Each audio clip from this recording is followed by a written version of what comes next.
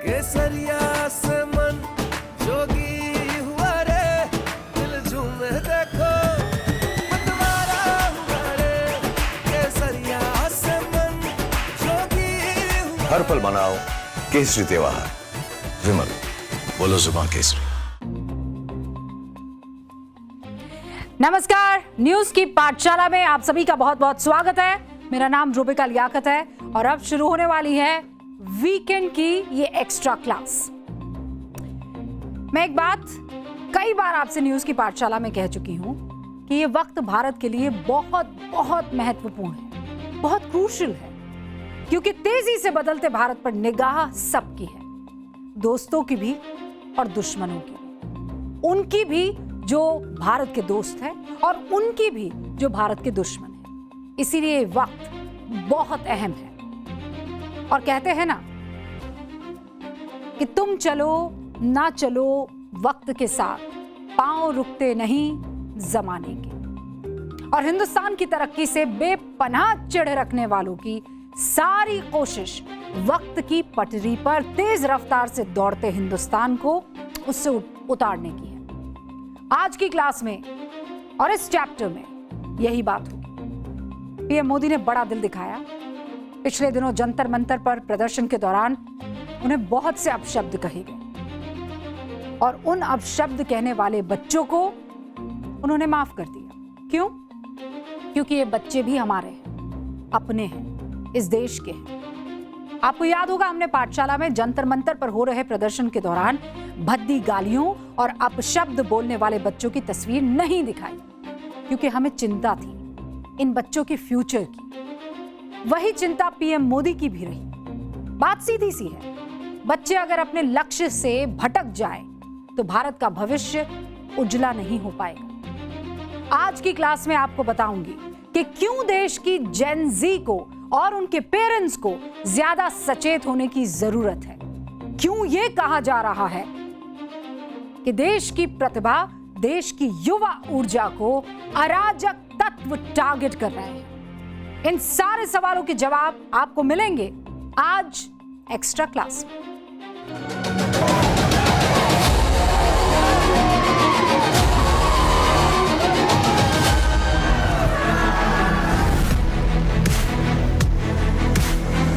देश को आपकी ऊर्जा, आपकी कल्पना शक्ति और आपकी टैलेंट की जरूरत है। आज जब देश ने विकसित भारत का लक्ष्य तय किया है, तो इसके लिए आवश्यक है देश का युवा तन से स्वस्थ हो, मन से स्वस्थ हो, आत्मविश्वास से भरपूर हो। मेरे युवा साथियों, आप भारत की अमृत पीढ़ी हैं। आप अगले 20-25 वर्षों में अपने जीवन को भी दिशा देंगे और आप ही 2047 में देश को विकसित भारत की मंजिल तक लेकर जाएंगे। भारत का जो युवा कभी जंजीरों में था, आज वो युवा दुनिया के विकास को गति दे रहा है। आज भारत की अर्थव्यवस्था सबसे तेजी से आगे बढ़ रही है। किसकी वजह से? भारत के युवाओं के सामर्थ्य से।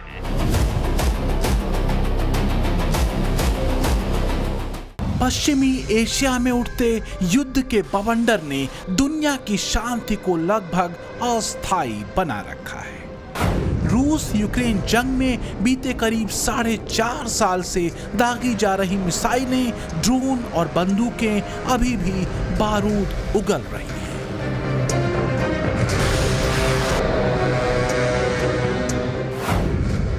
यूरोप जब अवैध घुसपैठियों की त्रासदी को झेलते हुए गहरे डेमोग्राफिक चेंज के खतरे में है, हजारों की संख्या में मोरक्को से भीड़ स्पेन में घुसपैठ कर रही है।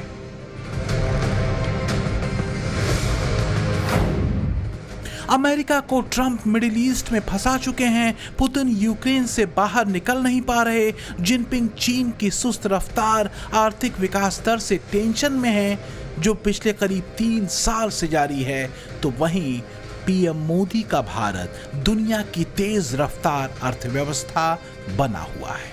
तो बताने की जरूरत नहीं कि राष्ट्रहित और वैश्विक शांति को लेकर किस लीडर का विजन असरदार है। लेकिन भारत की जो सबसे बड़ी ताकत है वो है देश की युवा आबादी, युवा ऊर्जा। भारत का जो युवा कभी जंजीरों में था, आज वो युवा दुनिया के विकास को गति दे रहा है।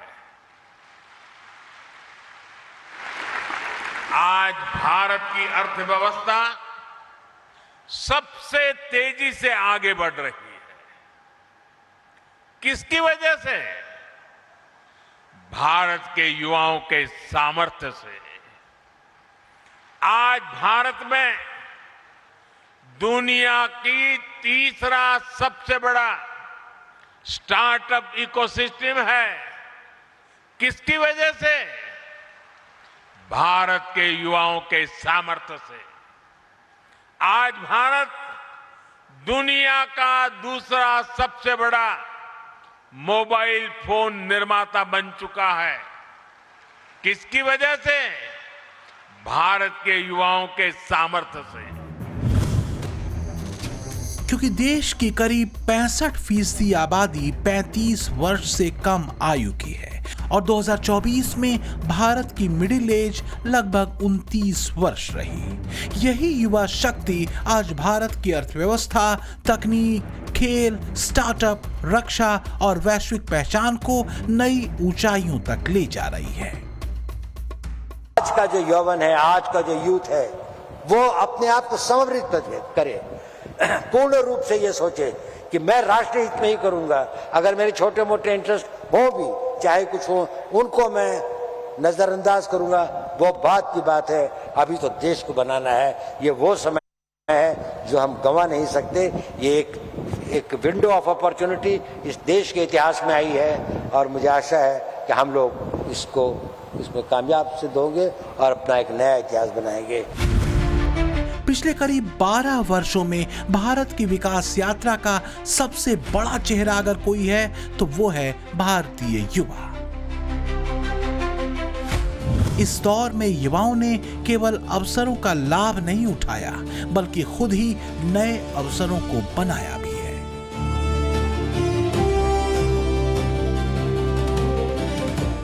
दुनिया की तेज रफ्तार इकॉनमी और युवा ऊर्जा से भरा भारत कईयों को खटक रहा है।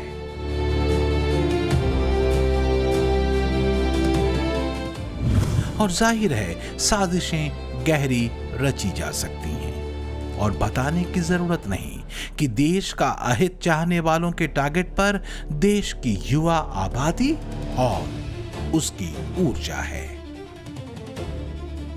पिछले दिनों की कुछ तस्वीरों ने देश की सांस्कृतिक पहचान और परंपरा दोनों को ही एक बड़ा शॉक दिया। जब जेनजी का नाम लेकर प्रदर्शन करने वालों की भीड़ ने जंतर मंतर के अपने प्रदर्शन में पीएम मोदी के लिए गालियों और अपशब्दों का इस्तेमाल किया। ये संस्कृति, ये परंपरा, ये आचरण भारत के युवाओं और भारतीय परिवारों के संस्कारों के अनुरूप तो नहीं थे, क्योंकि इसमें कोई ऐतराज किसी को नहीं था कि नीट पेपर लीक मामले को लेकर कठोर कार्रवाई हो, आगे पेपर लीक न हो इसे लेकर सरकार सख्त कदम उठाए, शिक्षा व्यवस्था को सरकार और मजबूत बनाए और पारदर्शी बनाए। लेकिन देश के प्रधानमंत्री के लिए अपशब्दों का प्रयोग हो, इस पर तो ऐतराज होना चाहिए।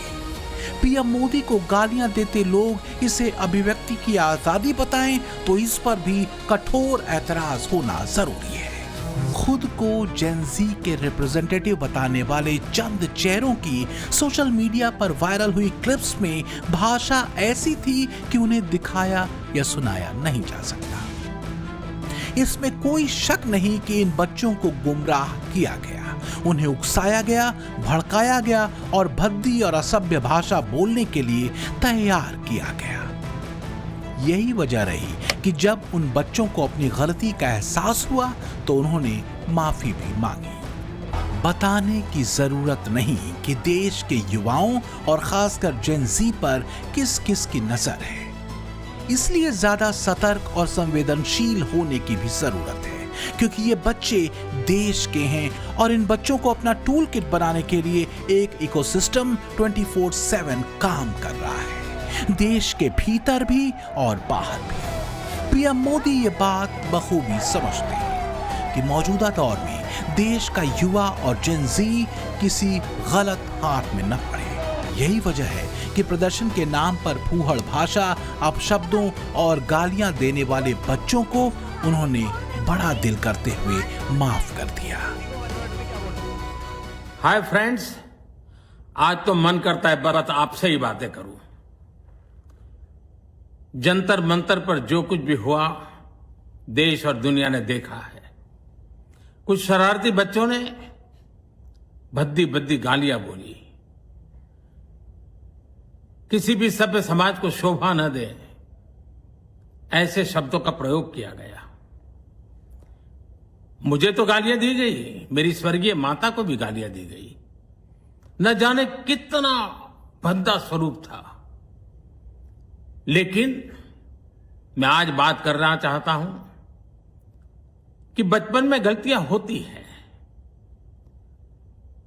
और बचपन में गलतियों से सुधरने का अवसर भी होता है, और यही तो बचपना है।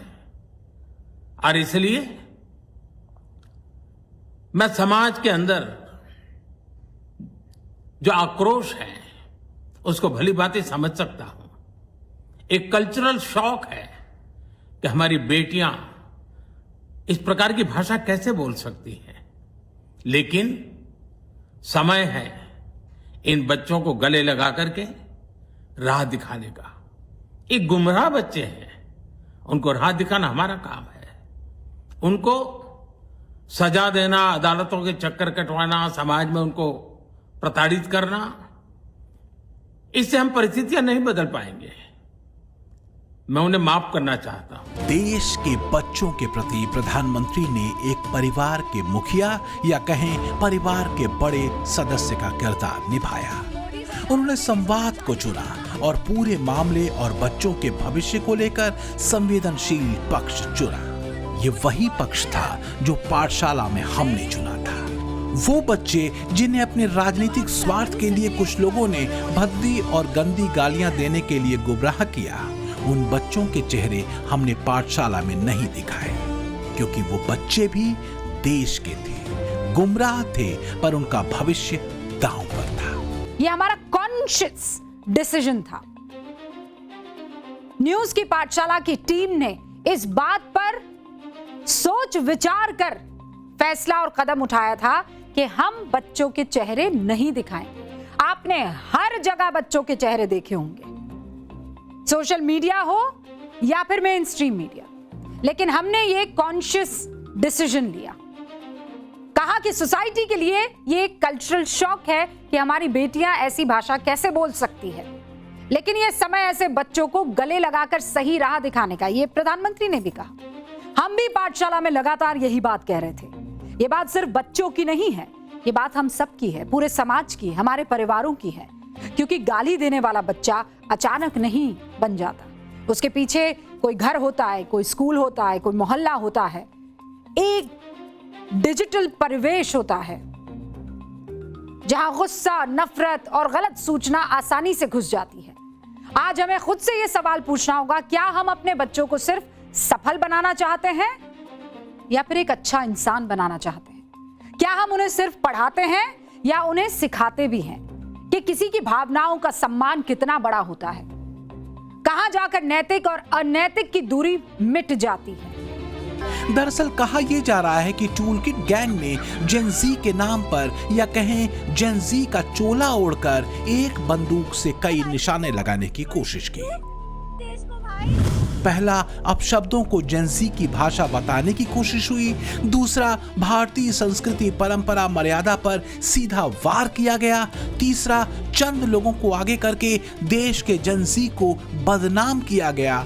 ये एक तरह से बीते 12 वर्षों में देश के युवाओं में आई सांस्कृतिक चेतना को खंडित करने की कोशिश भी थी।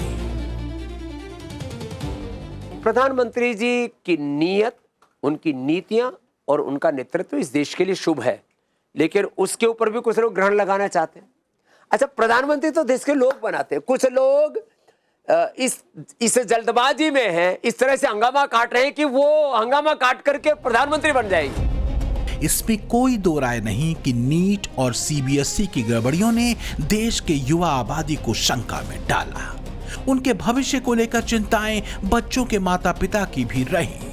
चिंताओं और प्रश्नों की जवाबदेही तय भी होनी चाहिए और हुई भी, लेकिन जिस तरह की भाषा और गालियों का प्रयोग प्रदर्शन के दौरान खुद को जेन जी का प्रतिनिधि बताने वाले कुछ लोगों ने सोशल मीडिया पर किया, उसे सही नहीं ठहराया जा सकता। बाबा, आपने बहुत सारे जेन जी को प्रधानमंत्री के लिए अपशब्द कहते हुए सुना होगा। जेन जी के अपशब्द पर कई ऐसे लोग थे जो आए और उन्होंने कहा कि ये औरतों की लिबरेशन की तरह आप देखिए ना इसे। वो जब गालियां दे रही है तो सेंस ऑफ लिबरेशन है। नहीं, ये ना लिबरेशन है ना ये सेलिब्रेशन है, डिस्ट्रैक्शन है। अच्छा नहीं, देखिए हम अपने बच्चों को, अपनी पीढ़ी को कैसे ट्रेंड कर रहे हैं, तो हमें गालीबाज नहीं, हमें हुनरबाज होना चाहिए, हमें प्रतिभावान होना चाहिए, शीलवान, गुणवान, चरित्रवान, महान होना चाहिए अपने कर्म से, अपने आचरण से। किसी को अपशब्द बोल के आपको उपलब्ध क्या होगा?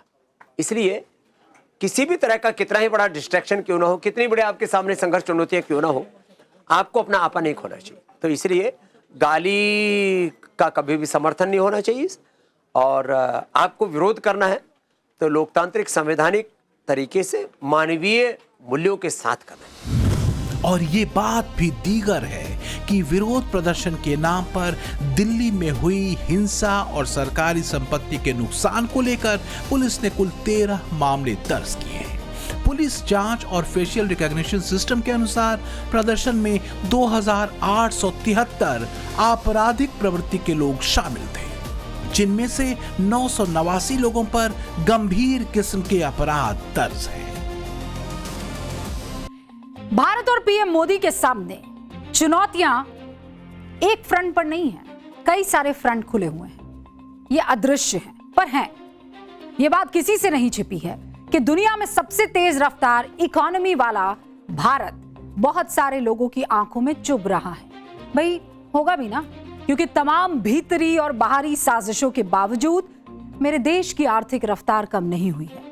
IMF से लेकर वर्ल्ड बैंक तक कह रहे हैं कि भारत की इकोनॉमिक रफ्तार दुनिया में सबसे तेज इस वक्त बनी रहने वाली है। भारत के इस तेज रफ्तार तरक्की की सबसे बड़ी कौन कौन सी वजह है? एक, मजबूत, विजनरी और स्थायी सरकार। दूसरा, दुनिया की सबसे बड़ी युवा आबादी। यही वजह है कि भारत विरोधी ताकतों को लगता है कि अगर भारत में हालात नेपाल या बांग्लादेश जैसे बन जाएं, तो उसे पटरी से उतारकर उनका जो टारगेट है वो फिक्स किया जा सकता है। इसीलिए मैंने आपसे कहा कि देश को ज्यादा चौकन्ना और सतर्क रहने की जरूरत है, खासकर हमारे युवाओं को, हमारी जेन ज़ी को। किसी देश की 65% युवा आबादी का मतलब है अर्थव्यवस्था की तेज रफ्तार और समृद्धि। पर इसकी एक शर्त है, सब मिलकर राष्ट्र संकल्प लें, सब मिलकर साथ चलें। विकसित भारत 2047 अगर पीएम मोदी का सपना है तो इस सपने में समृद्धि भारत की है और भारतीयों की भी।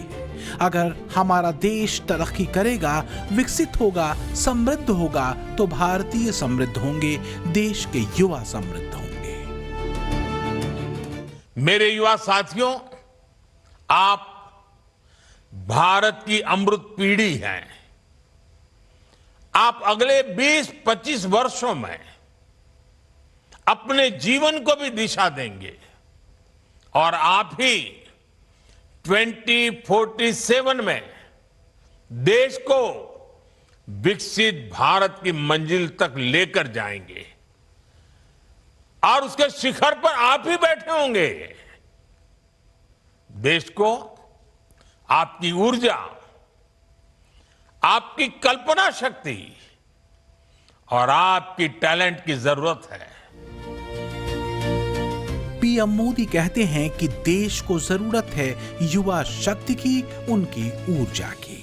इसी ऊर्जा पर नजर उन राजनीतिक दलों की भी है जो सत्ता से बाहर होकर निस्तेज पड़े हैं। जिन पारिवारिक सत्ताओं के दुर्ग कभी अभेद्य थे, अब वो ढह चुके हैं या जीर्ण शीर्ण हैं। ऐसे दल भी जानते हैं कि उनके और सत्ता के बीच में खड़ी दीवार अगर टूट सकती है तो बस देश की युवा ऊर्जा से।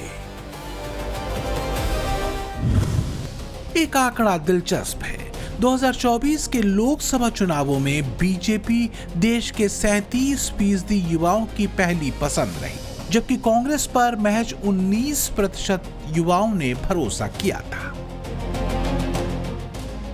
लेकिन ये भी सच है कि पेपर लीक से लेकर सीबीएसई तक के मामलों ने युवाओं के भीतर एक असंतोष तो खींचा ही। दूसरा जो अहम मुद्दा है वो है रोजगार या नौकरियों का।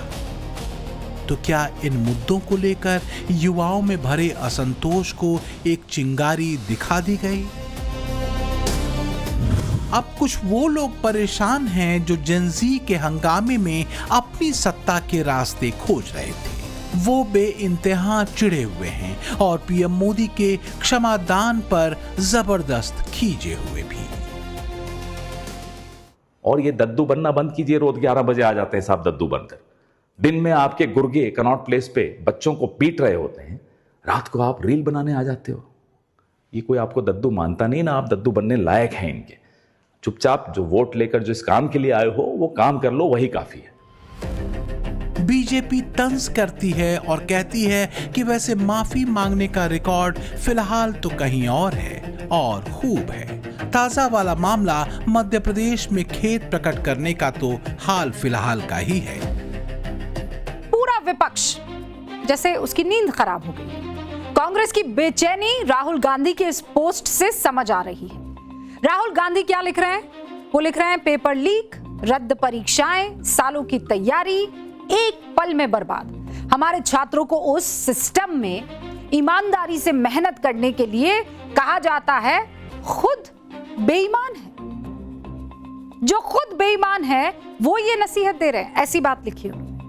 और उसके बाद भी प्रधानमंत्री की यह हिम्मत है कि वो छात्रों को माफ करने की बात करते हैं। क्या वो एक भी शोकाकुल परिवार से मिले जिन्होंने अपने बच्चों को खोया है, या उन लोगों से जिनकी जमा पूंजी, जिंदगी, वक्त और सपने सब पेपर लीक से छिन गए?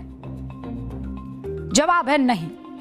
ये वो लिख रहे हैं, भारत के छात्रों को प्रधानमंत्री की क्षमा की जरूरत नहीं, मोदी जी को उनसे माफी मांगनी चाहिए। इसमें कोई शक नहीं कि अगर देश को तेज रफ्तार अर्थव्यवस्था वाली पटरी से उतारना है तो आसान है युवा शक्ति को गलत दिशा में मोड़ देना, सड़कों पर उतार देना और अराजकता का माहौल बना देना। सोशल मीडिया पर कुछ लोग तो ये पूछ रहे हैं कि लोकतांत्रिक तौर पर नकार दी गई पार्टियों की सत्ता की आखिरी उम्मीद क्या बस अराजकता से ही बची है?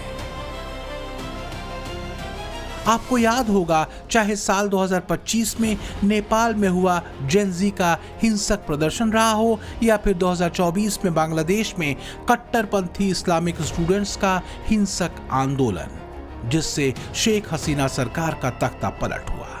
दोनों ही दौर में देश के भीतर लोकतांत्रिक व्यवस्था में नकार दिए गए कई विपक्षी नेताओं ने जेन ज़ी से ही अपनी सत्ता की उम्मीदें बांधी। इसमें कोई दो राय नहीं कि देश के युवाओं को सचेत और सतर्क रहने की जरूरत है और सरकार की तमाम एजेंसियों को भी, क्योंकि देश के युवाओं की आबादी को, उसकी ऊर्जा को गलत दिशा में मोड़ने के लिए तमाम तरह के पैंतरे चले जा सकते हैं। और चुनौतियां भारत के सामने और पीएम मोदी के सामने कई स्तरों पर हैं, क्योंकि तय लक्ष्य अभी वर्षों दूर है और रास्ता आज से ही बनाना है। भारत अभी वहां नहीं पहुंचा है जहां उसे होना चाहिए। ऐसा लगता है कि शायद हम स्वतंत्र हैं तो हमारे ऊपर सारी जिम्मेदारियां खत्म हो गई हैं। आज भी भारत को बाहर से भी और अंदर से भी बहुत अधिक चुनौतियां हैं। भारत का विकास से सभी लोग बहुत आनंदित हों ऐसा नहीं है। भारत का विकास कई लोगों के लिए, कई देशों के लिए, कई इंटरेस्ट के लिए, उनके लिए ये घातक है और हमें उसका मुकाबला करना है। 2014 में जब पीएम मोदी ने देश की सत्ता संभाली थी, तब भी इसी सियासी बदलाव में एक बड़ी भूमिका युवाओं की थी। देश में 2 ही ऐसे प्रधानमंत्री रहे जिनका कार्यकाल प्रधानमंत्री के तौर पर सबसे लंबा रहा, एक तो नेहरू और दूसरे नरेंद्र मोदी। अगर देखा जाए तो इन्होंने अपने कार्यकाल में वोटर्स के 3 ग्रुप्स को बदलते देखा। आप देखिए, 2014 में जो बच्चे 5 से 6 साल की उम्र के थे, अब वो फर्स्ट टाइम वोटर बनने की राह पर हैं। संयुक्त राष्ट्र के डेमोग्राफिक अनुमानों पर आधारित एक रिपोर्ट ये कहती है कि 2026 में भारत में करीब 40 करोड़ 70 लाख आबादी जेन जी की है, जो कुल आबादी का लगभग 28% है।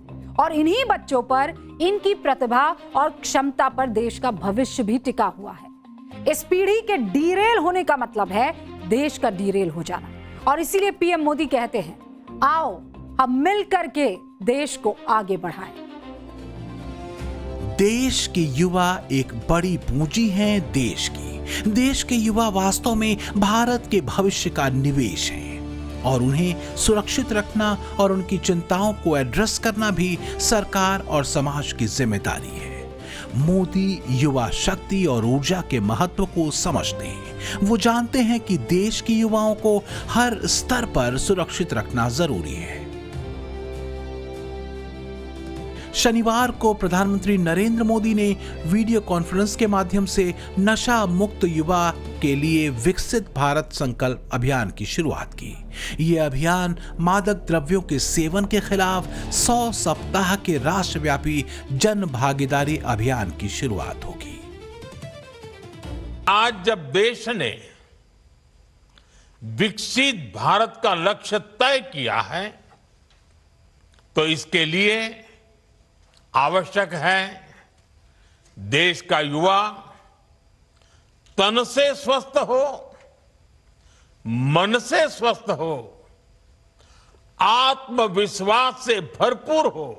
सामूहिकता की एक ताकत होती है और आज उस ताकत को लेकर के ये अभियान हर युवा मन को छूने वाला है।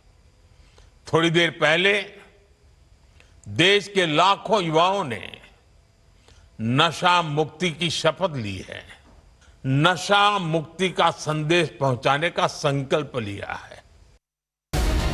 बस यही संकल्प है और स्वप्न। इसी संकल्प के रास्ते और देश की युवा ऊर्जा को साधते देश आगे बढ़ सकता है। लक्ष्य 2047 का विकसित भारत है। लक्ष्य ग्लोबल ऑर्डर में नए भारत की दमदार भूमिका की सिद्धि का है। और सच यही है कि राजनीति से ज्यादा देश के युवाओं की राष्ट्र को जरूरत है, क्योंकि भारत समृद्ध होगा तो ही भारतीय समृद्ध होंगे। ब्यूरो रिपोर्ट, टाइम्स नाउ, नव भारत। अब आगे बढ़ते हैं पाठशाला की एक्स्ट्रा क्लास में पाकिस्तान की बर्बादी की बात करते हैं। पाकिस्तान के कब्जे वाले कश्मीर से आजादी की चिंगारी अब इस्लामाबाद की चौखट तक पहुंच चुकी है। हुक्मरानों के सिंहासन को झुलसा रही है ये आवाजें। मुजफ्फराबाद में तो हालात ऐसे बन गए हैं कि मुल्ला मुनीर की भगौड़ी पलटन के पांव उखड़ रहे हैं। कहानी सिर्फ पीओजे तक सीमित नहीं रही है। अब हुक्म बलूचिस्तान में भी आर पार की लड़ाई, भयंकर खून खराबा शुरू हो चुका है। जमीन पर मुनीर की आर्मी पीठ दिखाकर भाग रही है। बौखलाहट में पाकिस्तानी फौज ने बलूचिस्तान में बॉम्ब गिराना शुरू कर दिया है। खैबर पख्तूनख्वा में हर दिन धमाके हो रहे हैं, पाकिस्तानी फौज पर हमले हो रहे हैं। टीटीपी और स्थानीय लोगों ने पाक फौज और हुकूमत के खिलाफ मोर्चा खोल दिया है और इन 3 अलग अलग मोर्चों पर मुनीर की फौज जितनी ताकत झोंक रही है, सवाल उतने ही बड़े और बुलंद होते जा रहे हैं। क्या पाकिस्तान अब टुकड़े टुकड़े होने जा रहा है? और यह सवाल इसलिए भी उठ रहा है क्योंकि यह वार्निंग पाकिस्तान के बाहर से नहीं, पाकिस्तान के संसद के अंदर से आई है। एक पाकिस्तानी सांसद ने मुनीर और शहबाज को सीधा वार्न कर दिया है, कह दिया है वो दिन अब दूर नहीं है जब पाकिस्तानियों को बलूचिस्तान और खैबर पख्तूनख्वा जाने के लिए पासपोर्ट की जरूरत पड़ेगी। यानी अब पाकिस्तान के भीतर पाकिस्तान के टूटने बिखरने का डर रियलिटी में तब्दील होता हुआ दिखाई दे रहा है। Special report. पूरे पाकिस्तान में एक ही कमेंट्री चल रही है कि मुल्क बेहद नाजुक मोड़ पर खड़ा है, क्योंकि बगावत की बारूदी कहानी सिर्फ बलूचिस्तान तक ही सीमित नहीं है। खैबर पख्तूनख्वा से लेकर पाकिस्तान के नाजायज कब्जे वाले कश्मीर में भी आर पार की लड़ाई और भयंकर खून खराबा हो रहा है और मुल्ला मुनीर की फौज बौखलाई हुई है। पीओजेके में मुल्ला मुनीर की पलटन को खुली चुनौती मिल रही है। पाकिस्तानी फौज के खिलाफ लोगों का गुस्सा इस कदर भड़क उठा कि लोग उसके खिलाफ सीधी जंग का ऐलान कर चुके हैं, जिसके बाद मुल्ला मुनीर की फौज की बौखलाहट साफ तौर पर देखी जा सकती है। पीओजेके के इस ऐलान जंग ने कैसे मुनीर और शहबाज को 11,000 वोल्ट का करंट दिया है वो आगे दिखाएंगे, लेकिन उससे पहले दिखाते हैं कि कैसे बलूचिस्तान के खरान में सैकड़ों बंदूकधारियों ने पुलिस थानों पर कब्जा कर लिया, सरकारी रिकॉर्ड को फूंक डाला। मुनीर की फौज जान बचाने के लिए कैसे भागती नजर आई। तो क्या बलूचिस्तान पूरी तरह से पाकिस्तान के हाथों से फिसलता जा रहा है, क्योंकि वहां हालात इतने बेकाबू हो चुके हैं कि मुनीर शहबाज के दिमाग की बत्ती गुल हो गई है। हताशा में पाकिस्तानी फौज ने बलूचिस्तान में कमांड संभालने के लिए सूबे को 3 हिस्सों में बांट दिया है, लेकिन जमीनी हकीकत बदलने का नाम नहीं ले रही। बलूचिस्तान में आर पार की लड़ाई और भयंकर खून खराबा शुरू हो चुका है। जमीन पर मुनीर की आर्मी पीठ दिखाकर भाग रही है।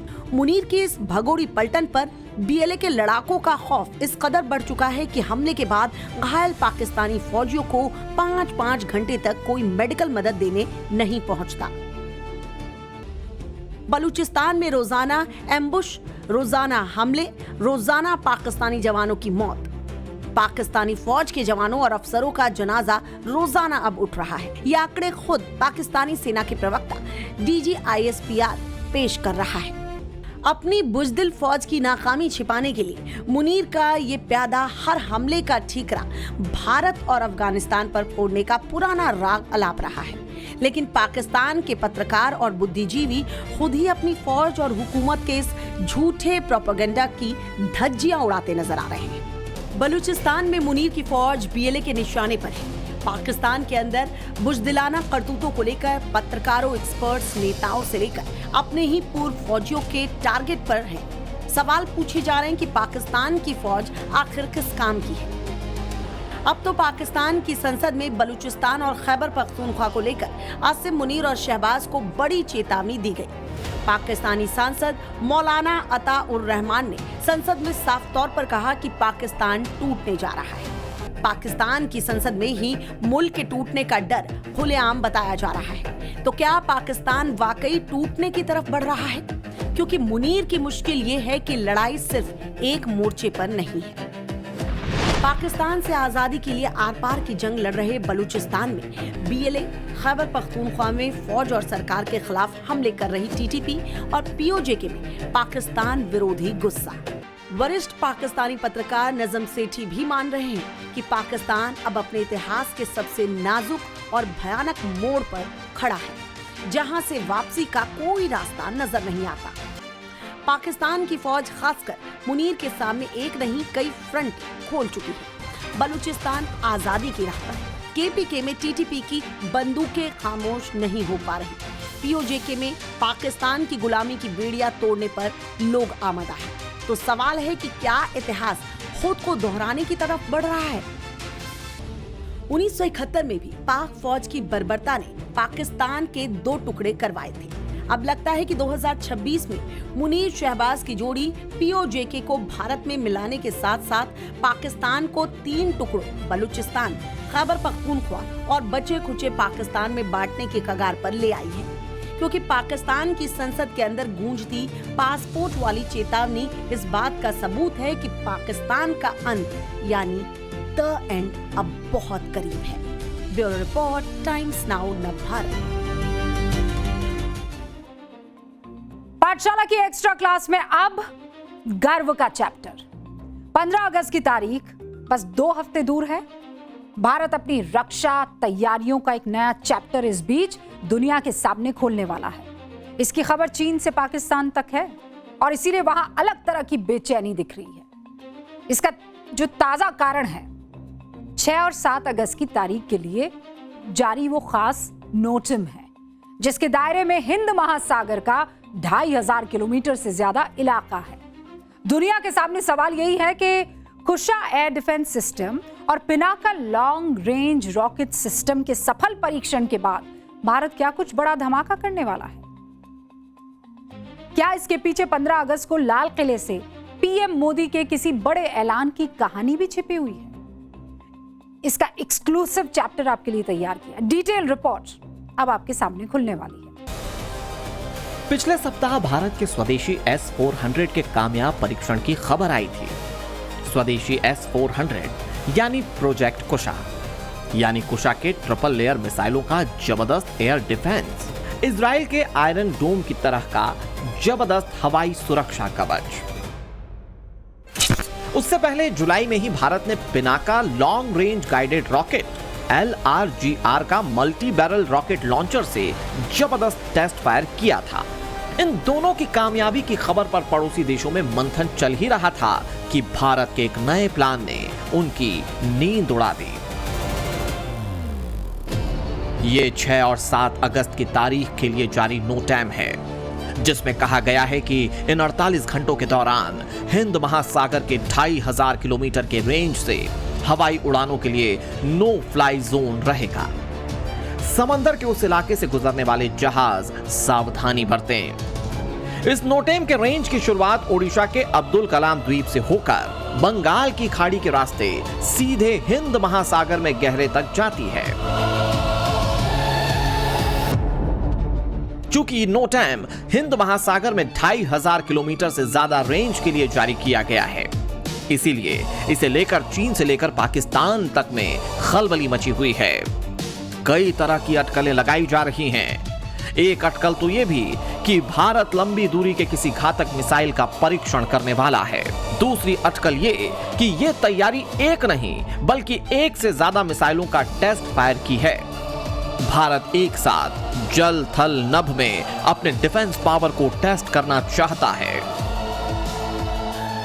इन अटकलों के लगने की वजह क्या है? इस नोटैम के जारी करने के पीछे भारत की असली तैयारी क्या है? न्यूज की पाठशाला के एक्स्ट्रा क्लास में आज हम इसी की परतें खोलने जा रहे हैं।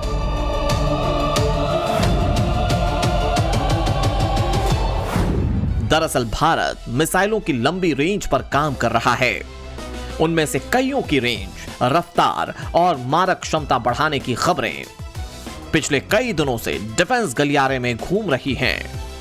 प्रोजेक्ट कुशा से लेकर रुद्रम जैसी मिसाइलों का कामयाब परीक्षण उसी की गवाही थी। जुलाई में ही पाकिस्तान सरकार के करीबी थिंक टैंक CISS ने अपनी रिपोर्ट में कहा था, इस बात के पर्याप्त संकेत हैं कि भारत इंटरकॉन्टिनेंटल बैलिस्टिक मिसाइल अग्नि 6 डेवलप कर रहा है। CISS का मानना था कि अग्नि 6 की रेंज 8000 किलोमीटर नहीं बल्कि 12000 किलोमीटर है। इससे पहले भी पाकिस्तान ने आरोप लगाया कि भारत अग्नि 6 की तैयारियां कर चुका है। पाकिस्तान के ऐसे दावों के जवाब में रक्षा मंत्री राजनाथ सिंह ने साल भर पहले जिस रहस्यमयी मुस्कान के साथ जवाब दिया था, एक बार फिर आज उसे याद करने का समय आ चुका है। तभी से पाकिस्तानी सरकार और उसकी फौज के जनरलों के दिलो दिमाग में चुभा हुआ है। ऐसे में 15 अगस्त से ठीक हफ्ता भर पहले भारत ने जिस अंदाज में नोटैम जारी किया है, उसमें लाल किले से पीएम नरेंद्र मोदी के 15 अगस्त वाले भाषण का बिग कनेक्शन तलाशा जा रहा है। और जैसा कि पाक सरकार के थिंक टैंक CISS का दावा है, वो बिग कनेक्शन भारत के इंटरकॉन्टिनेंटल बैलिस्टिक मिसाइल अग्नि 6 के परीक्षण का हो सकता है।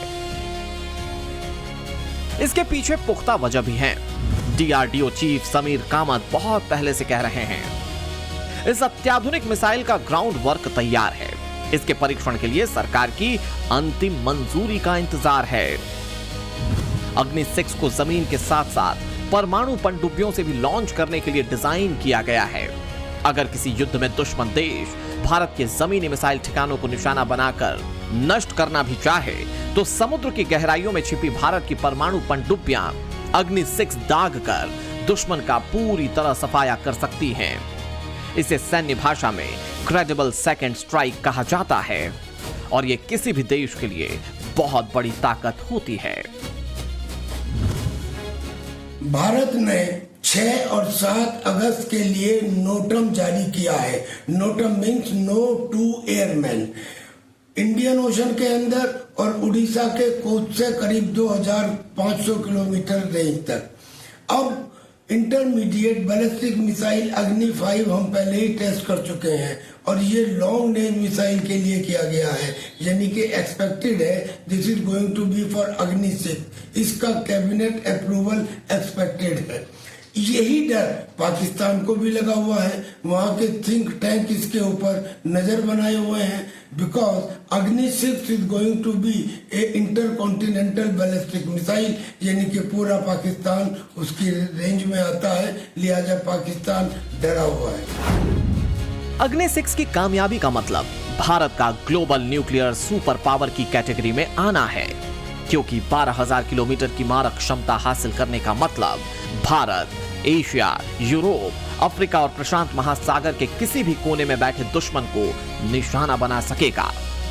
अभी तक दुनिया के सिर्फ 5 देशों के पास ये क्षमता है जो संयुक्त राष्ट्र सुरक्षा परिषद यानी कि UNSC के स्थायी सदस्य भी हैं। अमेरिका के पास मिनटमैन 3 मिसाइल है, रूस के पास RS-28 मिसाइल है जिसका दूसरा नाम सरमत है। नाटो देश इसे शैटन 2 यानी कि दूसरा शैतान के नाम से पुकारते हैं। चीन के पास DF-41 मिसाइल है, ब्रिटेन के पास ट्राइडेंट 3 है जो अमेरिका से ली गई हैं और फ्रांस के पास M51 है।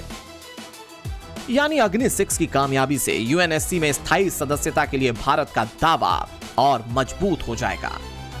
अब वो होगा कैसे, पाठशाला की एक्स्ट्रा क्लास में इसकी वजह भी समझिए। अग्नि 6 के बारे में कहा जाता है कि ये MIRV तकनीक से लैस है। MIRV वही एडवांस तकनीक है जो एक मिसाइल में ही कई वॉरहेड लगाकर अलग अलग टारगेट को ध्वस्त करने की क्षमता देती है। एक ही मिसाइल से एक ही वक्त में अलग अलग शहर या अलग अलग सैन्य ठिकानों को निशाना बनाया जा सकता है।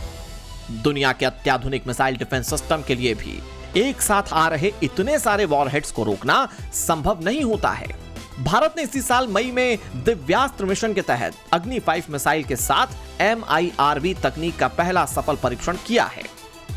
पाकिस्तान तभी से बौखलाया हुआ है।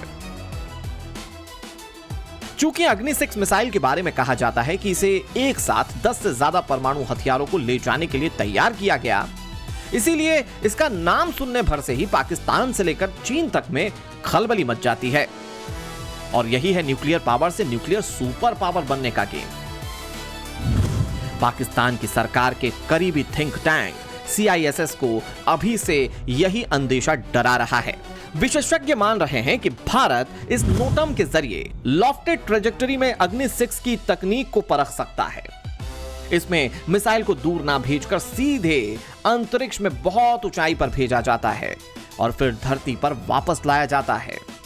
इससे मिसाइल की गति और री एंट्री हीट शील्ड का परीक्षण कम दूरी के नोटैम में भी हो जाता है। वैसे अगर सवाल यह है कि क्या भारत वाकई अग्नि 6 का परीक्षण करने जा रहा है, तो इसका खुलासा तय तारीख पर ही होगा। पाठशाला के एक्स्ट्रा क्लास के इस चैप्टर को थोड़ी और गहराई से समझने के लिए रक्षा विशेषज्ञ और हालिया ट्रेंड पर गौर करना होगा। जो इशारा दे रहा है कि 6 और 7 अगस्त 2026 के लिए जारी किए गए 2530 किलोमीटर के नोटैम के दायरे में अग्नि 6 मिसाइल के अलावा भी कई और घातक और रणनीतिक मिसाइलों का परीक्षण हो सकता है।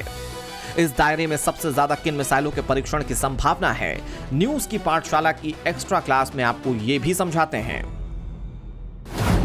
इसमें नंबर 1 पर है K4 मिसाइल, जो सबमरीन से लॉन्च होने वाली बैलिस्टिक मिसाइल है। इसे INS अरिहंत जैसी भारत की परमाणु पनडुब्बियों से पानी के भीतर से टेस्ट फायर किया जा सकता है। इसके परीक्षण की संभावना इसलिए है क्योंकि इसकी मारक क्षमता लगभग 3500 किलोमीटर है। भारत अपनी सबमरीन बेस्ड परमाणु मारक क्षमता को परखने के लिए बंगाल की खाड़ी में पनडुब्बी या पानी के नीचे बने पोंटून से K सीरीज की मिसाइलों का टेस्ट फायर करता रहा है। दूसरे नंबर पर LRLSCM मिसाइल के परीक्षण की गुंजाइश भी बनी हुई है। LRLSCM मतलब long range land attack cruise missile. यह भारत के निर्भय मिसाइल का मोस्ट एडवांस्ड और स्वदेशी वेरिएंट है, जो जमीन से बहुत कम ऊंचाई पर उड़ते हुए दुश्मन के रडार से बचकर हमला करती है। इसके परीक्षण की संभावना इसलिए भी है क्योंकि हाल के महीनों में DRDO इसके डेवलपमेंट और वैलिडेशन ट्रायल्स कर रहा है। इसकी रेंज लगभग 1000 से 1500 किलोमीटर तक है, जो जारी किए गए नोटैम के दायरे में पूरी तरह से फिट बैठती है। तीसरे नंबर पर प्रलय मिसाइल के अपग्रेडेड वर्जन के परीक्षण की भी संभावना है।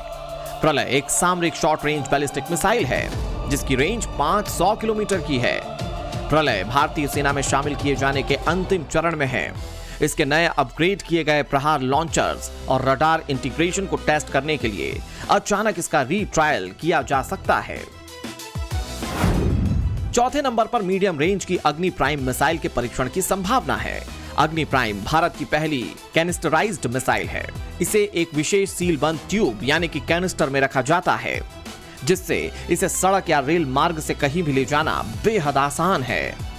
इसे लॉन्च करने की तैयारी में केवल कुछ मिनट लगते हैं, जिससे दुश्मन के सैटेलाइट्स को इसकी भनक भी नहीं लगती। इस बार इसका परीक्षण सेना इसकी फाइनल सीधे तैनाती के लिए भी कर सकती है। कुल मिलाकर भारत के पास 6 से 7 अगस्त वाले नोटैम में परीक्षण के लिए मिसाइलों की लंबी फहरिस्त मौजूद है। लेकिन यह भी तय है कि अगर यह परीक्षण अग्नि सीरीज के मिसाइल का होगा, यानी कि अग्नि 6 या अग्नि प्राइम का होगा, तो यह कोई साधारण परीक्षण नहीं होगा, क्योंकि यह सब कुछ भारत की स्वतंत्रता दिवस के मौके से हफ्ते भर पहले हो रहा है। इसीलिए अग्नि 6 के परीक्षण की तैयारियों का दावा ज्यादा सुर्खियों में है, और इसीलिए पाठशाला की एक्स्ट्रा क्लास में इसे बताना जरूरी था।